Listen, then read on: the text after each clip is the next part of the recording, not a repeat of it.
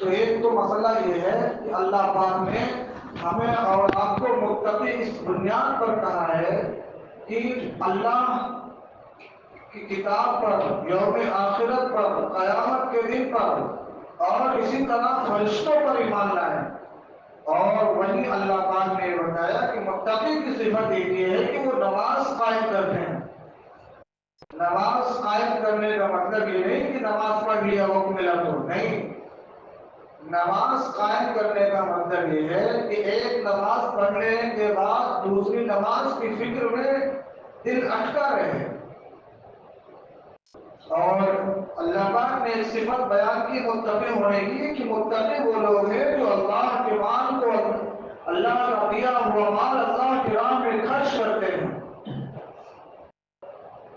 چنانچہ جب سے اللہ کے رسول صلی اللہ علیہ وسلم نے نبوت کا اعلان کیا اور آپ صلی اللہ علیہ وسلم مکی کی زندگی گزار کر جب آپ مدینہ المنورہ کی طرف ہجرت کر کے گئے، 1436 سال پہلے آپ صلی اللہ علیہ وسلم نے ہجرت کی تھی، اور سب سے پہلے جو مسجد مدینہ میں بنائی گئی تھی مسجد نبوی، اللہ کے رسول صلی اللہ علیہ وسلم نے اس مسجد کی زمین کو خریدا تھا اپنے ذاتی مال سے، پھر اللہ کے لیے اس کو وقف کر دیا تھا۔ اور آج بھی مسجد نبوی باقی ہے۔ مسجد نبوی کے ذمہ دار اور متولی تو ہوں گے، آپ کو مل جائیں گے، لیکن مسجد نبوی کا کوئی مالک نہیں ہے۔ مسجد نبوی کا مالک بذات خود اللہ رب العزت ہے۔ اسی طرح کعبۃ اللہ کا مالک بذات خود اللہ رب العزت ہے۔ گزشتہ جمعے کو میں نے ایک واقعہ بیان کیا تھا وہاں کا کہ ابراہہ جب خانہ کعبہ کو منہدم کرنے کے ارادے سے آیا، ابو طالب کے اونٹوں کو اس نے گرفتار کر لیا، حاوی ہو گیا اونٹوں پر، اور آپ صلی اللہ علیہ وسلم کے دادا ابو طالب جب اونٹ لینے کے لیے گئے تو ابراہہ اور اس کی پوری قوم تعجب میں پڑ گئی کہ تم خانہ کعبہ کے متولی ہو، اس کی فکر نہیں ہے، ہم اس کو منہدم کرنے کے لیے آئے ہیں۔ انہوں نے جواب دیا تھا کہ خانہ کعبہ کا مالک اللہ ہے، ہم صرف اس کی دیکھ بھال کرنے والے ہیں۔ تو اسی طرح جس طرح خانہ کعبہ کا مالک اللہ ہے اور مسجد نبوی کا مالک اللہ ہے، اسی طرح دنیا کی جتنی مساجد ہیں سب کا مالک براہ راست اللہ رب العزت ہے۔ آپ کسی مسجد کے بارے میں یہ نہیں کہہ سکتے کہ یہ کسی کے نام کی ہے، پرسنل کسی کے نام پہ ایک مسجد ہے، نہیں، اس مسجد کے ٹرسٹ ہوں گے، ذمہ دار ہوں گے، لیکن اس کا مالک اللہ ہوگا۔ اسی لیے مسجد کو نہ بیچی جا سکتی ہے، مسجد کی زمین کو، اور نہ مسجد کو خریدا جا سکتا ہے کہیں، اور اسی طرح نہ مسجد کو ایک جگہ سے دوسری جگہ ٹرانسفر کیا جا سکتا ہے۔ جیسے مکان، ہمارا مکان ہے، ہمارے مکان کے بدلے میں اگر ہم کو مکان مل رہا ہے تو ہم بدل سکتے ہیں، لیکن مسجد کے بدلے میں کتنی قیمتی جگہ اور کتنی ہی قیمتی اور اچھی جگہ مل جائے لیکن نہیں بدلا جا سکتا ہے، کیونکہ اختیاری نہیں باقی رہتا۔ تو یہ سلسلہ اللہ کے رسول صلی اللہ علیہ وسلم کے زمانے سے چلا آ رہا ہے۔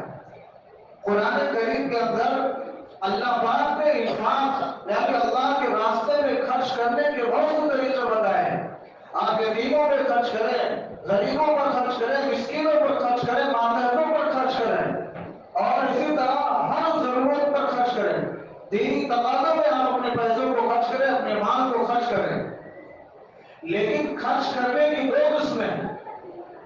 ایک قسم تو یہ ہے کہ آپ نے خرچ کیا اور وہ چیز استعمال میں آئی اور کسی غریب یتیم مسکین ضرورت مند کو آپ نے دیا، اس نے استعمال کیا، آپ کو ثواب ملے گا۔ آپ پر زکوٰۃ فرض ہے، آپ نے اپنی زکوٰۃ نکالی، آپ کو ثواب ملے گا، آپ نے اپنے مال کا زکوٰۃ نکالا، صدقہ کیا، اس کو کہتے ہیں صدقہ۔ لیکن ایک ہوتا ہے صدقہ جاریہ کہ دنیا سے جانے کے بعد بھی اس کا ثواب چلتا ہے۔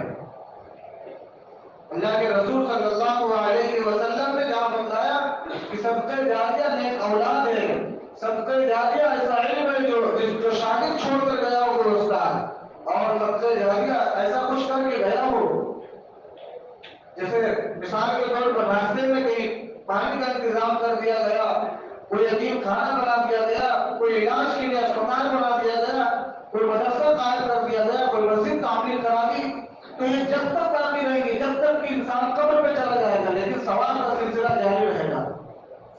تو یہ جو قرآن میں ترغیب ہے، حدیث میں ترغیب اللہ نے کی ہے، قرآن کریم، قرآن میں اور حدیث میں مسلمانوں کو جو ترغیب دیا گیا کہ خرچ کرنے کے اتنے فائدے ہیں۔ اللہ نے قرآن میں بیان کیا، مثل الذین ينفقون اموالهم فی سبیل اللہ کمثل حبۃ انبتت سبع سنابل فی کل سنبلہ۔ اللہ نے قرآن میں بیان کیا کہ خرچ کرنے والوں کی مثال ایسی ہے کہ جیسے کوئی کسان زمین میں ایک دانہ بوتا ہے اور اس ایک دانے کی برکت سے اللہ پاک اس میں برکت پیدا کرتے ہیں، اس ایک دانے سے 7 پودے اگتے ہیں اور ہر پودے میں 7 بالیاں اگتی ہیں اور ہر بالی میں 100 دانے ہوتے ہیں۔ آپ مجھے بتاؤ، کسان نے زمین میں ایک بیج ڈالی ہے، لیکن اس ایک بیج سے 7 بالیاں نکلتی ہیں، اور وہ 7 بالی اس طرح ہوتی ہیں کہ ایک بالی میں 100 دانے ہوتے ہیں۔ اس طرح ایک دانے کے 700 دانے ہوئے۔ قرآن نے بیان کیا، مثال سے سمجھایا کہ خرچ کرنے کی مثال یہ ہے کہ اگر آپ 1 روپیہ، 1 درہم، 1 دینار خرچ کرتے ہیں تو آپ کو اس مثال سے سمجھایا گیا کہ 700 روپیہ ملے گا۔ اور اسی طرح آگے اللہ نے بیان کیا، وَيُضَاعِفُ لِمَن يَشَاءُ، مزید اور آپ کو اللہ پاک اپنی طرف سے بے انتہا بے حساب عطا کریں گے۔ اور اللہ پاک نے ارشاد فرمایا نہیں کہ اللہ پاک خرچ کرنے کا بدلہ آپ کو عطا کریں گے۔ قرآن میں اللہ نے بیان کیا کہ آپ کو اللہ پاک خرچ کرنے کا بدلہ عطا کر دیں گے۔ بدلے کا کیا مطلب؟ کہ دنیا میں بھی آپ کو اللہ پاک اس کے عوض میں آپ کو دیں گے۔ آپ نے مال خرچ کیا، اس کے بدلے میں کوئی بیماری مصیبت ہٹا دی جائے گی، یا آپ کی تجارت میں ایسا نفع حاصل ہو جائے گا کہ آپ اس کو محسوس نہیں کر سکتے۔ آپ کو اللہ پاک کاروبار میں ایسی وسعت عطا کرے گی کہ آپ اس کا تصور نہیں کر سکتے۔ قرآن نے بیان کیا، وَيَرْزُقْهُ مِنْ حَيْثُ لَا يَحْتَسِبُ، صفت اللہ نے بیان کی، وَمَن يَتَّقِ اللَّهَ يَجْعَلْ لَهُ مَخْرَجًا، کہ جو اللہ سے ڈرتے ہیں، اللہ کا خوف دل کے دلوں میں ہے، وَيَرْزُقْهُ مِنْ حَيْثُ لَا يَحْتَسِبُ، اللہ پاک ایسے لوگوں کو ایسی جگہ سے رزق عطا کرتے ہیں کہ وہ گمان نہیں کر سکتے، تصور نہیں کر سکتے ہم اور آپ۔ تو اللہ کے راستے میں خرچ کرنے کا ایک فائدہ یہ ہے کہ اللہ پاک ہمیں، جو ہمارا ایمان ہے کہ ہم غیب پر ایمان رکھتے ہیں، مرنے کے بعد دوبارہ زندہ ہونے پر ایمان رکھتے ہیں، اور میدان حشر کے وقوع پر ایمان رکھتے ہیں، اور اسی طرح وہاں اللہ پاک ہمارے اعمال کو تولیں گے، اس کے عوض میں جو ہمارے اعمال بڑھ جائیں گے تو ہمیں جنت میں اللہ پاک داخل کریں گے۔ اس سب پر ہمارا ایمان ہے۔ تو جب ہم دنیا میں خرچ کرتے ہیں تو یہ اللہ کے یہاں گویا ہمارا جمع ہو رہا ہے، لیکن اللہ پاک دنیا میں بھی اس کا بدلہ دے دیتے ہیں۔ کبھی تو جو چیز ہم نے دی ہے، کبھی اللہ پاک اسی کی شکل میں ہم کو لوٹا دیتے ہیں۔ ہم نے کہیں مال خرچ کیا، اللہ پاک ہم کو مال دے دیتے ہیں۔ کہیں ہم نے مال خرچ کیا، اللہ پاک ہم پہ جو مصیبت آنے والی تھی، مصیبت آنے کے بعد انسان کا مال لگتا ہے، اللہ پاک اس مصیبت کو ٹال دیتے ہیں۔ کوئی پریشانی آنے والی ہوتی ہے یا اللہ پاک کسی نعمت سے نواز دیتے ہیں، تو اللہ دنیا میں بھی دیتے ہیں، اور جو ہمارا آخرت اصل ٹھکانہ ہے، دنیا ہماری عارضی جگہ ہے، اللہ پاک وہاں بھی ہم کو عطا کریں گے۔ تو ہمارے بزرگوں نے اور ہمارے اسلاف نے اور ہمارے صحابہ نے اور اسی طرح اللہ کے رسول صلی اللہ علیہ وسلم نے اپنی زندگی میں ایسی ایسی چیزیں خرچ کی ہیں کہ جو آج بھی موجود ہیں۔ تو اللہ کے راستے میں خرچ کرنے کے 2 طریقے ہیں۔ ایک طریقہ تو یہ ہوا جو آپ نے میں بتایا، وہ صدقہ کہلاتا ہے۔ دوسرا طریقہ یہ ہے کہ آپ نے جو کچھ دیا اللہ کے راستے میں اور اس کو مالک اللہ کو بنا دیا، یہ چیز وقف کہلاتی ہے۔ جس طرح اللہ کے رسول صلی اللہ علیہ وسلم نے مسجد نبوی کو وقف کیا تھا، اور عثمان رضی اللہ تعالیٰ عنہ نے اپنے پورے باغات کو وقف کر دیا تھا۔ عثمان رضی اللہ تعالیٰ عنہ کے عہد خلافت میں آپ نے بہت سارا ایسا کچھ اللہ کے راستے میں وقف کیا تھا، کنواں لے کر کے آپ نے وقف کیا، اپنے باغات کو وقف کیا، اور بہت سی ایسی چیزیں عثمان رضی اللہ تعالیٰ عنہ نے وقف کی ہے کہ جس سے آج بھی خاص طور پر ایمان والوں کو اور عمومی طور پر پوری دنیا کو فائدہ حاصل ہو رہا ہے۔ تو یہ وقف کہلاتا ہے۔ وقف ہوتا یہ ہے، وقف کا مطلب کیا ہے ہم اور آپ سمجھ نہیں پا رہے ہیں۔ وقف تو ہم آپ کو ایک ہفتے 15 دن سے خوب سن رہے ہیں، زور شور سے سن رہے ہیں، چرچا چل رہا ہے، لیکن وقف کی اصل حقیقت کیا ہے؟ وقف ہوتا کیا ہے؟ وقف ہی اللہ کے راستے میں خرچ کرنے کا ایک طریقہ ہے۔ جس طرح صدقہ ہوتا ہے اللہ کے راستے میں، لیکن جو صدقہ ہوتا ہے اس کی آپ نے جب خرچ کیا آپ کو ثواب ملے گا، لیکن وقف ایک ایسی چیز ہے کہ کسی نے اگر اللہ کے راستے میں خرچ کیا، وقف کیا، تو اس کے دنیا سے جانے کے بعد بھی اس کو ثواب ملے گا۔ یہ ہے وقف۔ ہمارے اسلاف نے، ہمارے بزرگوں نے نہ جانے کتنی ایکڑ کی زمینیں اور نہ جانے کتنے جائیداد اللہ کے راستے میں وقف کی ہے۔ مثال کے طور پر ہمارے دادا پردادا اور اسی طرح تمام ایمان والے ہی خرچ کرتے ہیں، جو کہ ایمان والوں کا آخرت پہ ایمان ہے، اور ایمان والوں کو ہی اللہ نے ترغیب دی ہے کہ اللہ کے راستے میں خرچ کرو۔ کسی نے زمین وقف کر دی، کسی نے مسجد تعمیر کرا دی، کسی نے مدرسے میں دے دیا، اور کسی نے یتیم خانے بنا دیا، کسی نے رفاہی کام کرا دیا، کسی نے اسپتال بنا دیا، کسی نے مسافر خانہ بنا دیا۔ اس سے جب تک کہ وہ باقی رہے گا، جب تک کہ وقف کرنے والوں کو ثواب جاتا رہے گا۔ تو یہ جتنے اوقاف ہیں یہ سارا کچھ مسلمانوں نے دیا ہے، مسلمانوں نے خرچ کیا ہے، لیکن بدقسمتی کی مسلمانوں کی اوقاف پر اکثر پر قبضہ ہے، اکثر پر ناجائز قبضہ ہے، لیکن پھر بھی جو کچھ بچا ہوا ہے اسے بھی ہڑپنے کی کوشش کی جا رہی ہے، اس پر بھی قبضہ کرنے کی کوشش کی جا رہی ہے۔ جو کچھ مال بچا ہوا ہے، وقف اگر مثال کے طور پر وقف پر مسلمانوں کا کنٹرول ختم ہو جائے گا تو ہم اور آپ، جس طرح ہمارے بزرگوں میں یہ جذبہ پیدا تھا، ہمارے بزرگوں میں یہ جذبہ رہا اور وہ دنیا سے یہ نیکی کر کے چلے گئے کہ اپنی زمین جائیداد وقف کر کے دنیا سے رخصت ہو گئے، لیکن اگر یہ وقف کا قانون بدل گیا تو ہم وقف نہیں کر سکتے، اس ثواب عظمت سے ہم محروم ہو جائیں گے۔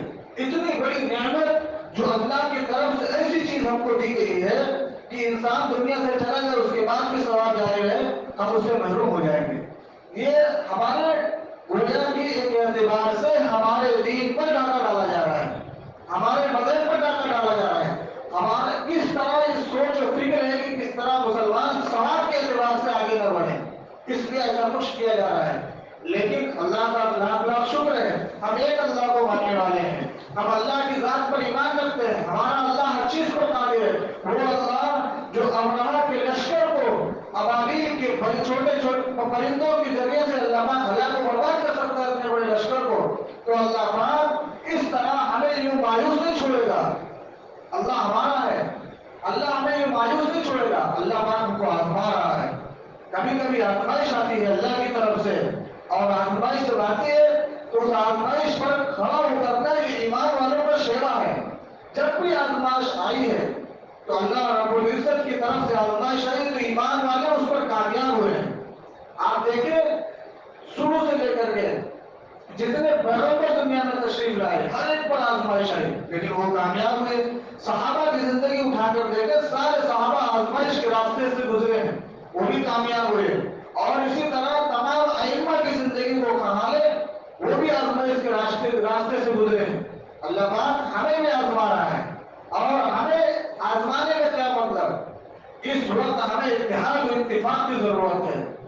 ہم جس طرح قرآن کریم کے اندر اور حدیث کے اندر اللہ کے رسول صلی اللہ علیہ وسلم نے ارشاد فرمایا کہ اخوت اور بھائی چارگی، محبت اور رحم دلی کے اعتبار سے ایمان والے ایسے ہیں جیسے کہ ایک جسم، کہ ہمارے جسم کے کسی حصے کو تکلیف ہوتی ہے تو ہمارے پورے بدن کو حرکت ہوتی ہے، پورا بدن تکلیف محسوس کرتا ہے۔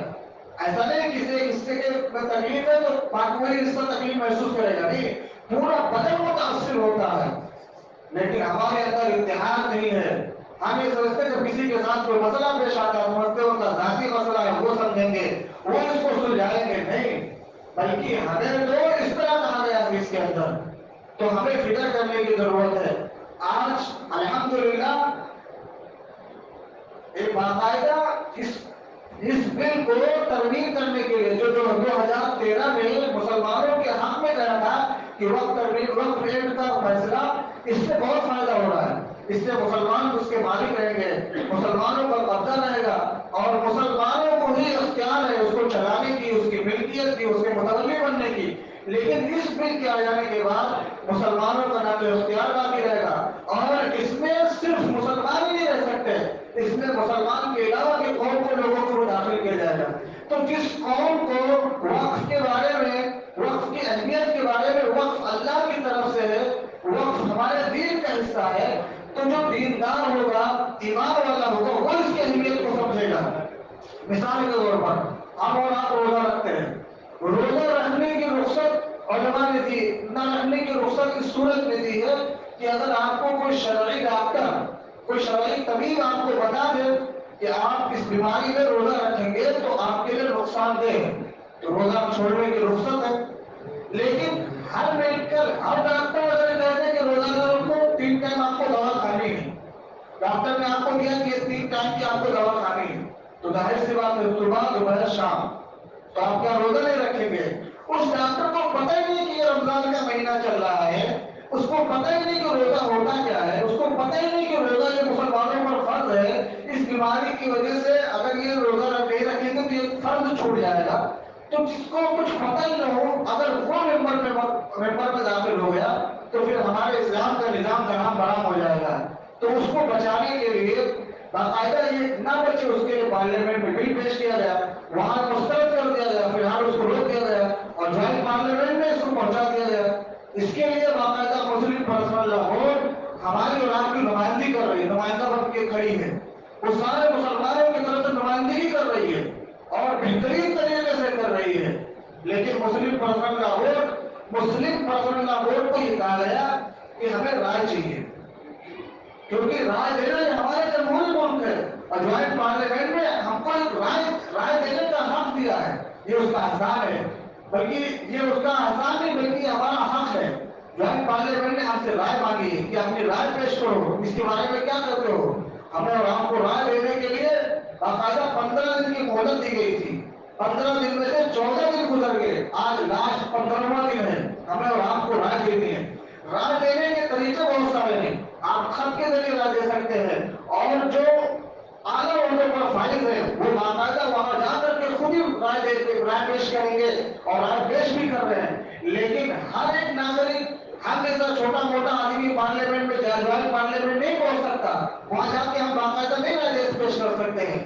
تو ہمارے ملک میں تو ہم بھی رہ رہے ہیں، ہمارے بھی یہاں پہ غریب ہو، مسکین ہو، یتیم ہو، کچھ بھی سب کا حق ہے، تو رائے دینے کا حق سب کو ہے۔ تو اس کے لیے باقاعدہ بہترین طریقے سے ایسا سہولت فراہم کر دیا گیا ہے کہ ہر آدمی اپنی رائے پیش کر سکتا ہے، بس دل کے اندر ایک جذبہ ہو، فکر ہو، قرآن ہو، اور اللہ سے دعا کرے کہ اللہ پاک اس بل کو پاس نہ ہونے دے۔ تو رائے مانگی گئی، رائے مانگنے کے لیے مسلم پرسنل لا بورڈ میں جس طرح ہماری وہاں نمائندگی کر رہی ہے، مسلم پرسنل لا بورڈ نے ہم کو مایوس نہیں کیا، مسلم پرسنل لا بورڈ نے باقاعدہ ایک لسٹ اور دیوار کو تیار کر دیا کہ آپ کس کے ذریعے سے اپنی رائے پیش کر سکتے ہیں۔ غالباً میرے خیال سے 95% سب کو معلوم ہے کہ کیا ہے، یہ اپنی رائے پیش کرنی ہے، اس پہ اسکین کرنا ہے، اس کا طریقہ کار ہر ایک کو پتا ہے۔ اس کے لیے باقاعدہ ہر مسجد کے اندر آج آخری دن ہے کیونکہ اپنے کو رائے دینی ہے، الحمدللہ رائے بہت ساری پہنچ گئی ہے، تقریباً 2.5 کروڑ کے قریب ہماری رائے پہنچ چکی ہے کہ اس بل کے خلاف ہمیں۔ ایسا تو ہے نہیں کہ سارے جتنی آبادی ہے سارے موبائل چلاتے ہیں، لیکن 2.5 کروڑ مانا رکھتا ہے، لیکن پھر بھی آج تک ہمارے پاس ٹائم ہے۔ ہم وہ قوم ہے جو آخری حد تک نہیں ہمت ہارتے ہیں، اور ہم وہ قوم ہے کہ آخری حد تک کے اللہ پاک نے ہم کو اختیار دیا ہے، اللہ پاک نے ہم سے کہا ہے تو قیامت کے دن اللہ ہم کو بری کر دے گا اگر یہ بل ہمارے خلاف کیا جاتا ہے۔ اللہ پاک ہم کو قیامت کے دن پکڑے گا نہیں، کیونکہ ہم نے آخری حد تک کوشش کی ہے، ہم نے ہمارے بس میں جتنا تھا ہم نے وہ کیا ہے۔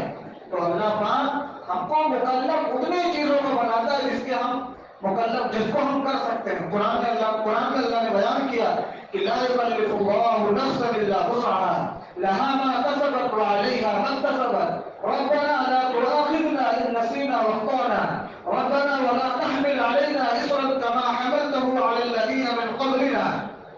اللہ نے بیان کیا کہ اللہ پاک انسان کو خاص طور پر امت محمدی مکلف انہی چیزوں کو بناتا ہے جنہیں وہ کر سکتے ہیں. ایسی چیز کو ہمیں اللہ نے مکلف ہی نہیں بنایا کہ جس کو تم نہیں کر سکتے. تو ہمارے اختیار میں ہے، یہ بہت آسان سا ہے، کچھ کرنا بھی نہیں، سارا میٹر انہوں نے تیار کر دیا ہے. اس میں جو جو لکھنا ہے، کہنا ہے ہمیں، ہم اپنی طرف سے کہنا چاہ رہے ہیں، ہمارا دل ہمارا جذبات جو کہنا چاہ رہا ہے، ہمارے جذبات کو مسلم پرسنل لا کوڈ اچھی طرح سمجھتا ہے. مسلم پرسنل لا کوڈ میں ہماری زبان کو گویا کہ ہمارا ترجمان ہے، وہ ہماری طرف سے اس نے ترجمہ کیا ہے، ہمارے جذبات کو اس نے نقل کیا ہے. پورا میٹر تیار ہے، صرف آپ کو بھیج دینا ہے. اس طرح اگر کریں گے تو گویا کہ ہم بل پاس ہو یا نہ پاس ہو، اس سے ہمیں نہیں رکے نہ رکے، لیکن یہ تو طے ہے کہ اللہ رب اللہ کی ذات سے امید ہے کہ اللہ پاک کل قیامت کے دن ہمیں مجرم نہیں ٹھہرائے گا، کیونکہ ہم نے حد تک کوشش کر لی ہے. جتنا کچھ ہمارے نمائندوں نے، ہمارے بزرگوں نے، ہمارے بڑوں نے، ہمارے قائدوں نے جتنا کچھ ہمیں بتایا اس طرح ہم نے کیا. ہم اپنے ذمہ داری سے سبکدوش ہو گئے. باقی جہاں ضرورت پڑی ہمارے قائدین ہمیں کہیں گے، ہم اس محاذ پر کھڑے رہیں گے. یہ ہمارا فریضہ ہے اور یہی ہمارے گویا کہ اسی کے ہم مکلف ہیں. اس لیے میرے عزیز ساتھیوں، ابھی وقت ہے، آج شام تک خود بھی کریں اور اس کو نشر و اشاعت بھی کریں، مستورات میں بھی چلائیں، اور اسی طرح جس کے پاس ہو سب کے پاس چلائیں. اللہ تعالیٰ ہم سب کو اس پر عمل کے کرنے کی توفیق عطا فرمائے. باہر مسجد کے باہر دیوار بورڈ لگے ہیں اور ایک یہاں مسجد میں بھی لگا ہے، دیواروں پہ بھی لگے ہیں. اللہ تعالیٰ عمل کی توفیق عطا فرمائے. سنت پڑھ لیں.